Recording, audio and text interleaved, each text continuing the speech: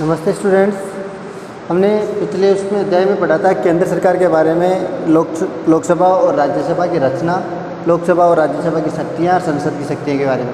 आज हम पढ़ेंगे या अब इस टॉपिक में हम पढ़ने जा रहे हैं राष्ट्रपति की चुनाव प्रक्रिया, निर्वाचन प्रक्रिया। राष्ट्रपति का निर्वाचन किस प्रकार से होता है, राष्ट्रपति का निर्वाचन प्रक्रिया के बारे में हम आज जानेंगे और इसके बारे में हम विस्तार से पढ़ते हैं। फिर तो राष्ट्रपति की निर्वाचन प्रक्रिया, पहली बात तो राष्ट्रपति जो होता है कार्यपालिका और व्यवस्थापिका दोनों के अंतर्गत शामिल किया जाता है। तो राष्ट्रपति के निर्वाचन में कौन कौन भाग लेता है, सबसे पहले हम बात करेंगे कि राष्ट्रपति के निर्वाचन मंडल में जो होता है लोकसभा और राज्यसभा के निर्वाचित सदस्य, मनोनीत नहीं केवल निर्वाचित सदस्य, लोकसभा और राज्यसभा के निर्वाचित सदस्य, सभी राज्यों की विधानसभाओं के निर्वाचित सदस्य इसके अंतर्गत राष्ट्रपति के चुनाव में भाग लेते हैं। दिल्ली और पुडुचेरी विधानसभा के सदस्य भी, जो दिल्ली और पुडुचेरी विधानसभा है वो पहले इसमें शामिल नहीं होते थे, लेकिन 70वें संविधान संशोधन 1992 में जो हुआ था, तो 70 नंबर का जो संविधान में संशोधन हुआ 1992 में दोनों में, तो दिल्ली और पुडुचेरी की विधानसभा के सदस्यों को भी इसमें शामिल कर लिया गया।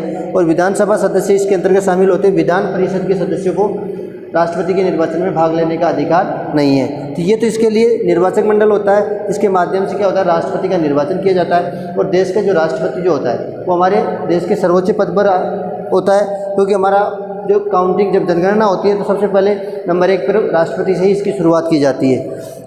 जैसा कि अपन ने ऊपर पढ़ा, निर्वाचन MP MLA, MP का मतलब सांसद और विधायक दोनों के सब मिलकर के होता है। शपथ जो होता है सर्वोच्च न्यायालय के मुख्य न्यायाधीश द्वारा इसको राष्ट्रपति को शपथ दिलाई जाती है।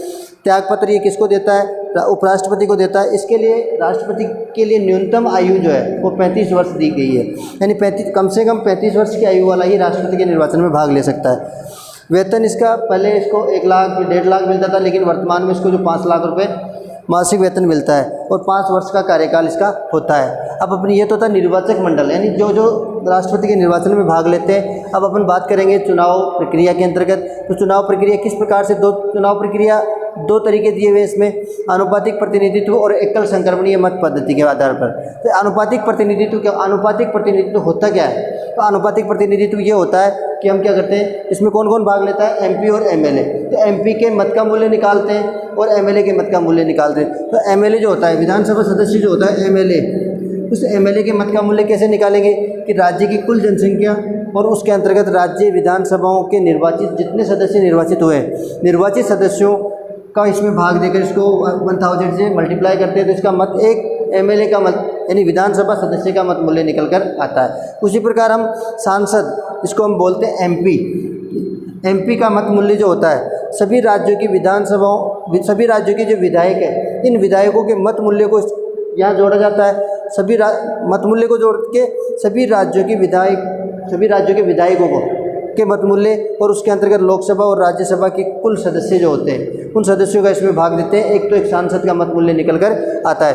तो ये तो आनुपातिक प्रतिनिधित्व के आधार पर हम क्या करते हैं, इसका मत मूल्य यानी मत की गणना करते हैं। मत एक MP का और एक MLA का मत मूल्य कितना होता है, और इस मत मूल्य के आधार पर ही आगे फिर हम क्या करते हैं, ये जो मत मूल्य निकालने के बाद में उसको निर्वाचन जो होता है वो एकल संक्रमणीय मत पद्धति के आधार पर किया जाता है। एकल संक्रमणीय मत पद्धति क्या होती है, एक वरीयता क्रमांक होता है। वरीयता क्रमांक के आधार पर वो क्या करते हैं, राष्ट्रपति का निर्वाचन, जैसे हम बात करें कि राष्ट्रपति के निर्वाचन में 3 व्यक्ति खड़े हो गए, A, B और C। अब 3 व्यक्ति है और सभी को उसके लिए मत डालना है, तो उनका मत मूल्य अलग अलग होता है। लेकिन वो क्या करेंगे, इसमें एक स्लिप दी जाती है जिसके अंतर्गत तीनों कैंडिडेट्स के नाम होते हैं। तो उसमें क्या करेंगे, हर व्यक्ति अपनी वरीयता क्रम, कोई इसको नंबर 1 पे इसको 2 दे देता है और इसको 3 दे देता है। तो इस प्रकार से इसका जो मत होगा, इसमें जिसने जो एक वरीयता क्रमांक दिया है तो इसका मत किसके काउंट किया जाएगा, सबसे पहले B वाले के काउंट किया जाएगा। तो इसमें क्या होता है, मत एकल संक्रमणीय मत पद्धति क्या था, वरीयता क्रमानुसार इसमें क्या दिया जाता है, मत दिया जाता है। अब लास्ट में क्या होता है, जब ये मत भी दे दिए गए और अपन मत दिए और अपने को टोटल मत भी दे दिए, लेकिन उसके लिए अब जब मतगणना का नंबर आता है, जब राष्ट्रपति के नतीजों का नंबर आता है तो मतगणना होती है, यानी काउंटिंग तो होगी।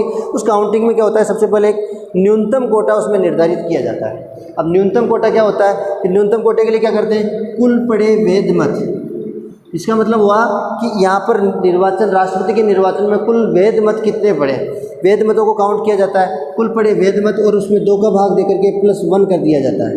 अब +1 कर दिया तो यहाँ पर क्या होगा, न्यूनतम कोटा कितना निर्धारित हुआ है वो मत निकल कर आएगा।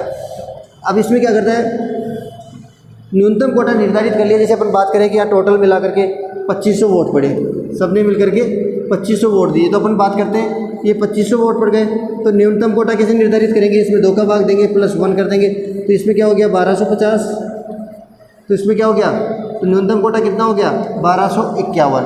अब ये जिस व्यक्ति को ये मत प्राप्त होगा, ये जो तीन व्यक्ति है, तीनों व्यक्तियों में से 1251 से अगर नीचे रह जाता है तो उनकी रिकाउंटिंग की जाती है। अगर फर्स्ट बार में कोई व्यक्ति 1251 मत प्राप्त कर लेता है, 1251 से ज़्यादा मत प्राप्त कर लेता है, तो उसको राष्ट्रपति घोषित कर दिया, राष्ट्रपति का विजेता घोषित कर दिया जाता है। लेकिन अगर कोई व्यक्ति इससे कम रह जाए, जैसे अपन बात करें कि A, B और C, ये 3 कैंडिडेट है, अब तीनों में कितने वोट पड़े 2500, तो इसने 1000 वोट प्राप्त किए, इसने 800 वोट प्राप्त किए और इसने 700 वोट प्राप्त किए।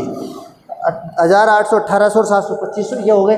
अब अपन बात करें कि न्यूनतम कोटा, अगर जिसने न्यूनतम कोटा जो निर्धारित था वो न्यूनतम कोटा किसी व्यक्ति ने प्राप्त नहीं किया, तो किसी ने प्राप्त नहीं किया, तो यहाँ पर किसी को भी अपन विजय घोषित नहीं कर सकते। उसके लिए क्या करेंगे, ये जो तीसरे नंबर का जो व्यक्ति है इसकी रिकाउंटिंग, एक फर्स्ट काउंटिंग हुई, उसके अंतर्गत अब 2500 वोट में क्या हुआ, 1000 व्यक्तियों ने तो फर्स्ट क्रमांक किसको दिया A को, 800 व्यक्तियों ने फर्स्ट क्रमांक किसको दिया B को, 700 व्यक्तियों ने फर्स्ट क्रमांक किसको दिया C को। अब इसमें से क्या होता है, सेकंड नंबर की जो काउंटिंग होगी उस काउंटिंग में इस व्यक्ति को इसमें से बाहर कर दिया जाता है। यानी 700 व्यक्ति ये वो है जिन्होंने 1 नंबर पे C वाले कैंडिडेट को चुना था। अब ये 700 वोट जो है, अब 700 में से क्या देखेंगे, 1 नंबर पे तो कौन आएगा, C आ रहा है, लेकिन उसमें ये देखेंगे 2 नंबर पे इसको कितने मिले और इसको कितने मिले। अब जैसे अपन बात करके चले कि 2 नंबर पे यहाँ पे क्या हुआ, इसको 500 वोट किसमें से, ये 700 जो है, 700 में से जब इनको देखा गया, 1 नंबर को तो काट दिया गया क्योंकि ये तो क्या हुआ, इससे बाहर हो गया। जब रिकाउंटिंग स्टार्ट हुई तो उसके अंदर ये 700 वोट जो है इसको इसमें समायोजित करेंगे A और B में। तो इसमें ये देखेंगे सेकंड नंबर पे तो इसको दिए गए 500 वोट, सेकंड नंबर पे इसको कितने दिए गए 500 वोट। अब अपन बात करें यहाँ पर तो 200 वोट इसको मिले, सेकंड नंबर पे 200 इसको मिले और 500 इसको मिले। अब अपन बात करें कि इसके पास टोटल कितने वोट हो गए 1200, इसके पास टोटल वोट कितने हो गए 1300।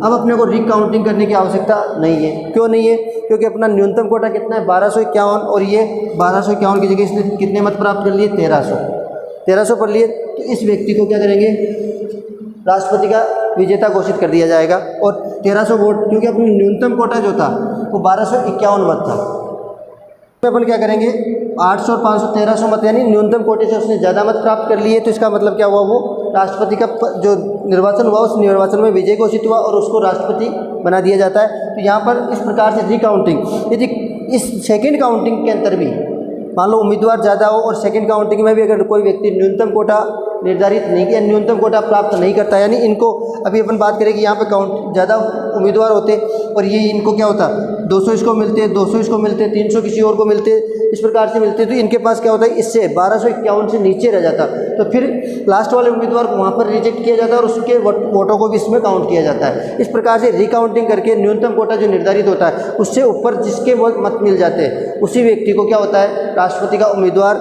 विजय घोषित किया जाता है। ये अपनी राष्ट्रपति के निर्वाचन की प्रक्रिया है जो कंप्लीट की जाती है। अब अपन नेक्स्ट वाले जो टॉपिक है उसके अंतर्गत राष्ट्रपति की शक्ति कार्य और शक्तियों के बारे में पढ़ेंगे, जिसमें सामान्यकालीन शक्तियाँ भी आती है, आपातकालीन शक्तियाँ भी आती है। राष्ट्रपति की सामान्यकालीन और आपातकालीन काफ़ी महत्वपूर्ण शक्तियाँ हैं। तो ये तो केवल राष्ट्रपति की निर्वाचन प्रक्रिया है जिसको आपको ध्यान से समझना है। तो ये चीज़ बिल्कुल आपके क्लियर समझ में आ गई होगी, तो इसको ढंग से एक बार और अपनी कॉपी में नोट करते जाना है और ध्यान से जहाँ समझ में नहीं आया आप दोबारा इसको देख सकते हो ढंग से कि किस प्रकार से न्यूनतम कोटा निर्धारित किया जाता है, किस प्रकार से एकल संक्रमणीय मत पद्धति के आधार पर वरीयता क्रम दिया जाता है, आनुपातिक प्रतिनिधित्व में किस प्रकार से एक एमएलए का मत मूल्य निकाला जाता है, किस प्रकार से एक एमपी का मत मूल्य निकाला जाता है, और एक इसके लिए निर्वाचन के लिए कौन कौन से व्यक्ति इसमें भाग लेते हैं, कौन कौन इसके लिए निर्वाचन करता है, वोट डालने का कार्य करता है। तो अपन इसके बारे में काफ़ी अच्छी तरह से पढ़ चुके हैं और एक बार ध्यान से पढ़कर जाना है इसको।